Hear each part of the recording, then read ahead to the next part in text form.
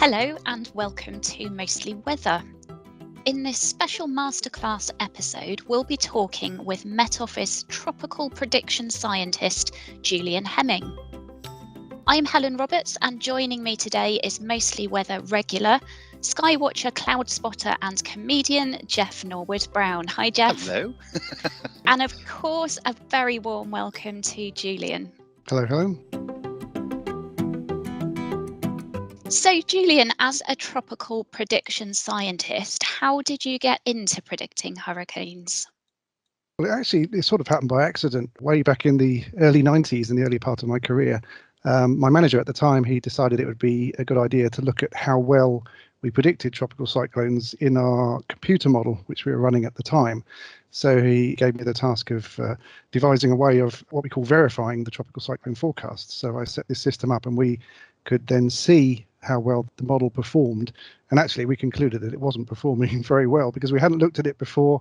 We didn't know how well it was performing, and there's certainly room for improvement. And so that set off a kind of chain of events, because from that point onwards, I then looked more at how we could improve the computer model. So looking at ways in which we represent tropical cyclones in computer models and developing new ways of doing that. And through some collaborative work, which we did in the mid-90s with some scientists at Hong Kong University, we actually managed to achieve a big step improvement in the forecasts of tropical cyclones in our computer model.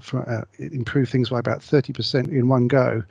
And at that point, the Met Office model sort of became a player in the kind of global stage, if you like, in terms of tropical cyclone prediction, and other agencies around the world became interested in it. So from that point onwards, I became the kind of main point of contact with various warning centres for tropical cyclones around the world, and we do a lot of collaboration and data exchange, and that's gone on for many years since. You said there that before that point in time that we hadn't really been doing anything along those lines. Was it being done elsewhere? Were other places around the world predicting tropical storms? Well, at that time, there were several global models and they were producing forecasts. But I think in those days, the resolution of those models was relatively poor. And with tropical cyclones, you get some very fine detail, the strongest winds and the structure of the storm, kind of small scale. So it was difficult for those models to represent tropical cyclones. So obviously there were, at that time, tropical cyclone prediction centres around the world. And they did use whatever computer model was available to them, but often they had to rely on their own, sometimes statistical techniques or just their experience to predict tropical cyclones. And then it's really in the last 30 years or so that the models have become far more into play in terms of producing good forecasts for tropical cyclones. Should we just go back to basics for a minute and how they form and what they are? And actually, perhaps, Julian, it would be good to start with the difference between hurricanes and cyclones and typhoons. Yes, well, they're essentially different names for the same thing. So it depends in which part of the world they develop. So hurricanes is the most familiar term that we're used to. And you get hurricanes in the Atlantic region and in the Eastern Pacific. And it's specifically tropical storms which reach wind speeds of 74 miles an hour. And at that point, it's called a hurricane. Now, in other parts of the world, there are different names. So in the Western Pacific, the same thing is called a typhoon. And then over in the Indian Ocean, the north and the south, and also in parts of the South Pacific, they're generally just referred to as cyclones, but essentially they're all the same thing. And how do they form? How do they develop? Well, there's several different components are needed to form a tropical storm. Firstly is heat and moisture. So obviously they'll develop in the tropics where you have a good source of heat. And the moisture, they mostly form, or they almost exclusively form over the open ocean, where they have a source of moisture from the ocean's surface. Those aren't the only two things that are needed, because you can have heat and moisture, but you don't necessarily get a tropical cyclone. So you need what we call low-level convergence. Now, what that is where the wind's close to the surface of the ocean, the winds will come from slightly different directions. They will converge. And when you get two masses of air converging, there's only one thing that can happen, and that it goes upwards. And as it goes upwards, the moisture condenses, forms clouds, and then you get clusters of storm clouds. And then if those clusters kind of have the right conditions to amalgamate together, they'll start to rotate, which is a kind of consequence of the rotation of the Earth, is that these storms start to rotate and form a low pressure area. And at that point, you have the beginnings of a tropical storm. And then if the conditions are right, it can develop into something even stronger. So in the Atlantic, where do they actually come from? Well, in the Atlantic, there's a special mechanism which probably accounts for at least 60% of all the storms we have there. And that is what we call African easterly waves. Now, during the early part of the summer, we get a kind of heat differential across parts of Western Africa, which causes what we call a low-level jet stream to emerge off the coast of Africa. So that jet stream kind of moves from the east to the west. And what happens from about June, July onwards, we get these things called easterly waves, which are little disturbances in the atmosphere, which move off the coast of Africa out into the Atlantic. And every now and again, one of those will develop into a tropical storm if the conditions are right, if there's plenty of heat and moisture.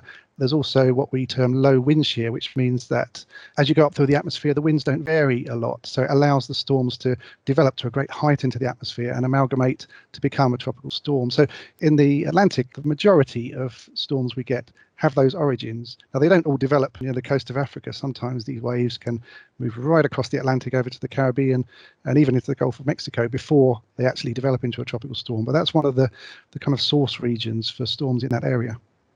And of course, we're generally interested in what happens to them as they make landfall, because that's where most of the people are. So the most impacts, but they do change, don't they, Julian, as they move from sea onto land? They need the warmth and the ocean surface, the moisture from the ocean, to maintain strength. So when a tropical cyclone moves over land, it's immediately losing its source of moisture and energy, and also there's an increased amount of friction near the surface of the storm. So immediately as the storm moves inland, we normally see the winds decreasing, and the storm will be inevitably downgraded. If it was a hurricane, it might get downgraded to a tropical storm, then a tropical depression as it moves further inland. Although the impacts don't diminish extremely quickly, particularly in terms of the rainfall, because the rainfall can stretch a long way inland even after the winds have died down, as we saw with Hurricane Ida, which produced very heavy rainfall right across the USA, even when the winds had died down considerably. The difference between a tropical storm and a hurricane is this wind speed, is it?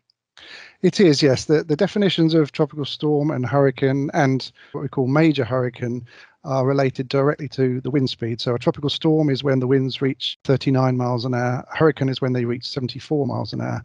And although we define it by wind speed, there are multiple impacts from tropical cyclones, which will not only be wind, but also storm surge, and as I've already mentioned, the rainfall. And those other two are not necessarily directly related to the wind speed. So sometimes you can get a large storm surge, a large amount of rainfall from a slightly weaker hurricane in terms of its wind strength compared to some others. We in the UK often see the remnants of ex-hurricanes as they move across the Atlantic and head in our direction. And sometimes when they reach the UK, they can still be quite impactful weather events in themselves, but they are quite different, aren't they, by the time they potentially reach our shores? Yes, hurricanes which turn northwards when they're out in the mid-Atlantic, they move through the subtropics and then they move to higher latitudes into what we call the mid-latitudes. And as they do that, they'll lose the warm ocean surface because the sea temperatures gradually decrease as you go northwards. And so based on that alone, the tropical cyclone should weaken because it has less warmth from the ocean surface. But sometimes these storms go through what we call extratropical transition, which is whereby it changes its energy source from, instead of being taking its energy from the surface of the ocean, it then becomes a bit more like a conventional storm system, which we get in the UK, where the energy is derived from the clash of cold air coming down from the poles and the warmer air coming up from the subtropics. And hurricanes can sometimes go through that transition from one type of storm to another, and so can maintain a lot of strength, even when they come up to the kind of latitudes of the UK. And we saw that, I mean, an example a few years ago was Hurricane Ophelia, which maintained a lot of strength as it moved up towards our latitudes. And although it didn't have a great deal of impact on the UK, it actually had a lot of impact on parts of Ireland as it skirted just to the west of Ireland. I remember Ophelia well. I was a operational meteorologist at the time, and it was really incredible to see the strength it maintained and even those tropical characteristics as it got really quite close to the UK. Was that unusual? Was that quite an exceptional event? Yes, I mean, the thing which is important if we want to see impacts from tropical cyclones as they move towards the UK is that they do it quite quickly. Because if they move quite slowly, then there's more time for them to lose the energy from the ocean surface as they move up into cooler waters. But with Ophelia, it moved north on the very eastern side of the Atlantic rather than coming in from the more western side of the Atlantic.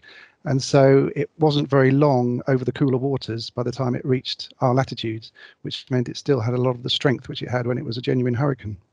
I was working on the research aircraft at the time, and we flew through it.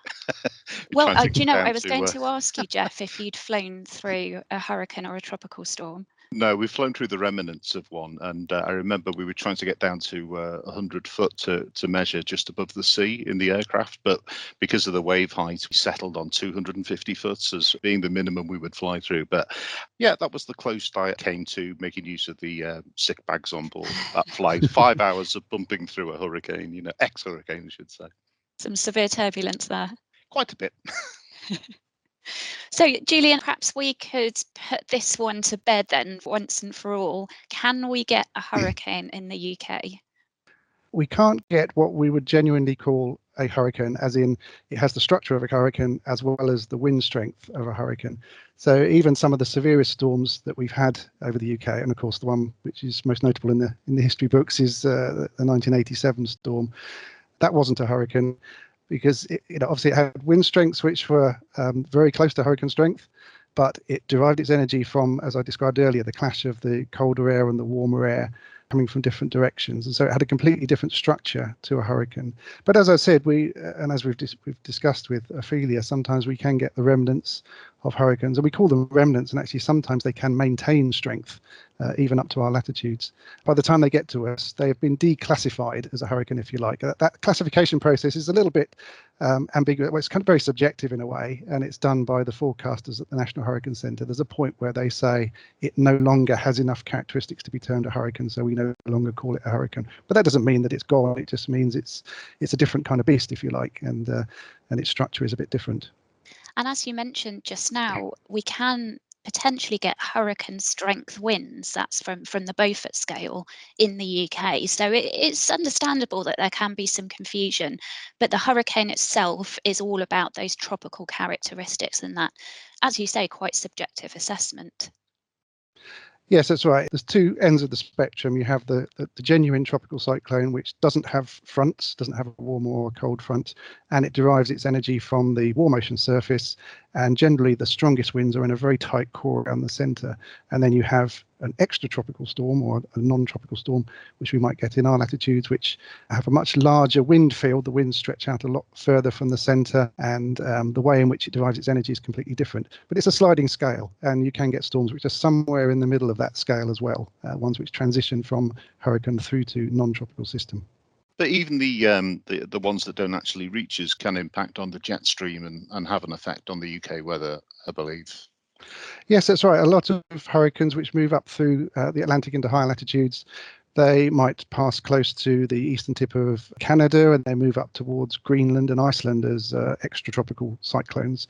But they have downstream effects. They kind of perturb the weather, if you like. And actually, it makes it a lot harder to forecast. I mean, our forecasters here at the Met Office, they very much dislike occasions when hurricanes move up into mid-latitudes. It makes things a lot more uncertain in terms of the downstream impacts on the weather in the UK, even if we don't get a direct impact from the hurricane itself. Certainly does. Yeah, I can vouch for that one. So we've already mentioned a couple of storms in particular. We talked about Ophelia and Ida. Are there any others, Julian, that during your career are really memorable for any particular reason?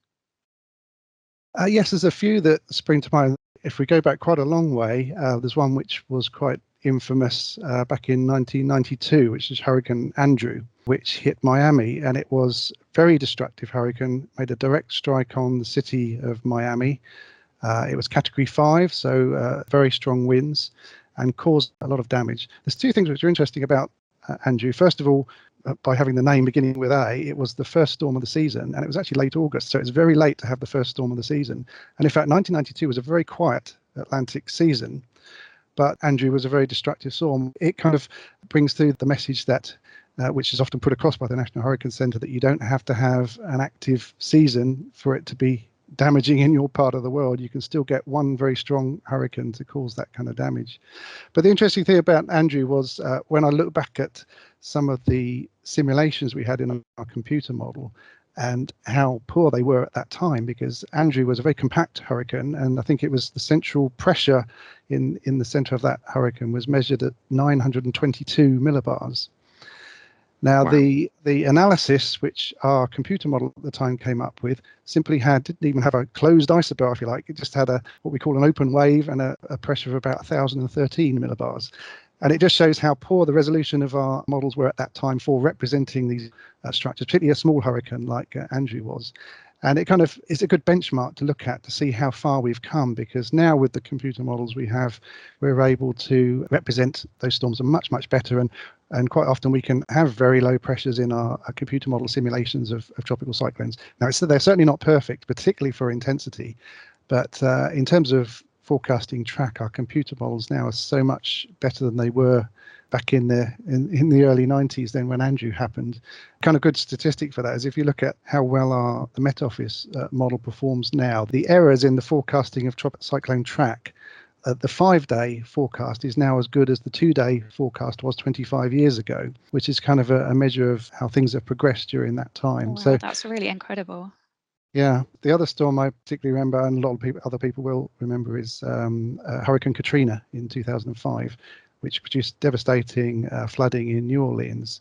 And again, there was an interesting forecast issue with this one in that the storm actually developed just like Hurricane Andrew. Actually, it was over our UK bank holiday weekend at the end of August. It seems to be a favoured time for major hurricanes, actually. And on the Friday afternoon, all the computer models were suggesting that Katrina would cross the southern tip of Florida as probably a Category 1 hurricane, do a sharp turn right, and then make another landfall without any significant strengthening. And then suddenly, on that Friday afternoon, all the computer models started to shift. And they were then predicting that it would carry on a bit further into the Gulf of Mexico. And that was quite critical because Katrina then moved over what we call the warm core ring. Now, what that is you get warm water moving up from the Caribbean into the Gulf of Mexico, and you get a little cut-off ring of very warm water, which happens over the Gulf of Mexico sometimes. And Katrina passed right over that ring of warm water and explosively deepened from Category 1 to Category 5 very, very quick. Wow. And then progressed up towards New Orleans. And although it weakened in terms of its wind strength before it reached New Orleans, the damage was done, if you like, in terms of it already churning up a very strong and large storm surge, which then, because of the track of the storm, funneled it into the Mississippi Delta and caused the devastation that we saw. From my perspective, they always seem to get towards Florida and then turn north. What's the mechanism behind that? And is that always the case? Well, as tropical cyclones move, particularly the ones in the Atlantic from the east towards the west, they'll have a slight polewards bias most of the time. I mean, a kind of typical track of a storm is to be moving slightly north of west, and then at some point it will do a sharper turn and it'll reach a point which we call recurvature, which is where it's then going due north, and then it'll turn back and start moving towards the northeast. Now, that is what we might call a typical tropical cyclone track. But every storm will be different, and some can have very different tracks to that. They'll be far more convoluted. Some will even slow down, stop, do a kind of loop-the-loop, and then track back on themselves. And often it's very much dependent on how the hurricane sits in relation to the larger scale weather systems around it, and particularly the strength of a kind of block of high pressure which sits further to the north over the subtropics. Now, if that block of high pressure is very, very strong, then it's more likely that the hurricane will keep going west and could reach the Caribbean, USA, Gulf of Mexico, or the east coast of the USA. Now, if that high pressure area is slightly weaker, it allows the storm to turn north a little bit sooner. And so it avoids landfall over the USA or the Caribbean. And those are the kind of systems which can actually end up heading up towards our part of the world. So it does vary a lot from one storm to the next. There's not really a typical track. There's a storm track which is most likely, but it can vary hugely from one storm to the next. So let's turn our minds towards the future then. How do we think climate change will impact either the frequency or intensity or even perhaps track of tropical storms? Yes, this is a question which has taxed minds of many and been the subject of lots of discussions. Interestingly, it was Hurricane Katrina and the whole season in 2005 which kicked off the discussion, although there was obviously talk about it before then.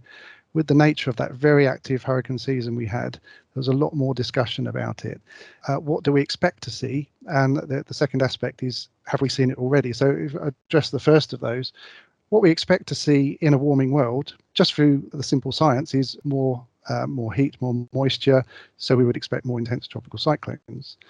Now, if you translate that into the kind of climate models which are run, they've produced varying different answers to the question as to what's going to happen in a warmer world. But there is has been a kind of emerging consensus over the years that as a result of increasing global temperatures, we wouldn't necessarily see an increase in the total number of tropical cyclones worldwide. That might stay the same or even reduce slightly. But what we might see is an increase in the number or the proportion which reach the higher intensities, the sort of category 4 and 5 kind of storms. And the other aspect which is expected from the climate model simulations is an increase in rainfall within tropical cyclones. So that will mean that obviously when they make landfall, they could produce a bit more rain than they might have done otherwise. So those are the kind of things we're expecting, and we see from the climate model simulations. Now, the other side of that is, can we actually observe that now? And that is a much more tricky question, because tropical cyclones are very distinct features. They are highly variable naturally from one region to the next, and from one season to the next. So, for example, in the Atlantic, we've had seasons, well, if we take last season, for example, which had the highest number of tropical storms we've ever had in the Atlantic season, there were 30. There have been other seasons where you might only get 7 or 8 tropical storms, and there's a lot of natural variability in there. So in order to be able to pick out the longer term climate change signal is very, very difficult as things stand, looking at the current climate record. But there are little hints here and there that from some of the research that's done that we can say, for example, that in a particular storm that made landfall and produced a lot of rain, that this was more intense as a result of the change in our global temperatures. But to give a definitive answer as to can we see this change taking place now, it's a lot harder to, if you like, tease out the signal from the noise that we get from the natural variation that happens. Julian, you mentioned how active last season was, and something we haven't discussed is the naming convention for tropical storms and what happens when seasons are extremely active. Could you just talk us through how that works? Yes, there's actually different systems for naming in different parts of the world. So the ones we're probably most familiar with is in areas such as the Atlantic, the Eastern Pacific, and there's a few other regions of the world where they might have lists which they start at a storm beginning with A each year and then work their way through the alphabet. In some other parts of the world, actually, it's done slightly differently. So in the Western Pacific, there's just a continuous cycle of names, and they're not in alphabetical order, and they're not actually real persons' names. They can be local names in some of the countries that are affected by the storms, which are kind of adjectives or the names of animals and that kind of thing. But if we go back to areas such as the Atlantic, where they have the alphabetical lists, occasionally, and we saw it last year, they managed to exhaust that list of names. They get right to the bottom of it. And it's happened twice in the Atlantic. So it happened in 2005 and it happened again in 2020. And in those 2 years, once we exhausted the list of names, we then went through to the Greek letters of the alphabet, alpha, beta, gamma, and so on. And so that's happened twice, but it's not going to happen again, because after last season, there was a change in policy, which meant that if we exhaust the list again, then there was a reserve list, which starts again with a name beginning with A and then works through again. So if it happens again, there'll be no more letters of the Greek alphabet. That's so interesting. That's really fascinating. And sometimes names get retired, is that right? Yes, that's right. If there's a storm which is particularly notorious, and particularly for those which sadly cause a lot of deaths, those names, we don't want to reuse them, because typically in the Atlantic there will be 6 lists of names. So every 6 years the same list of names will be reused, which is fine for most storms which don't have any great impacts. But for those which are particularly notorious, so for example Hurricane Katrina, that name was retired, and there's been several others. Most years there might be 1 or 2 which are retired because they're particularly notorious, and we don't want to reuse those names on another storm.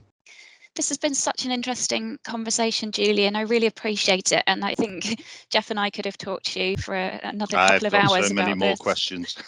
But we do have to call it a day there. So that's it for another episode of Mostly Weather. We hope you enjoyed this masterclass on tropical storms.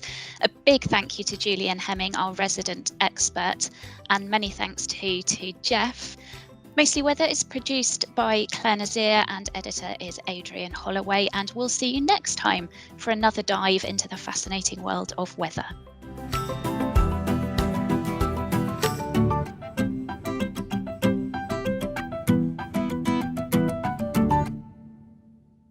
Mostly Weather is a podcast by the UK Met Office.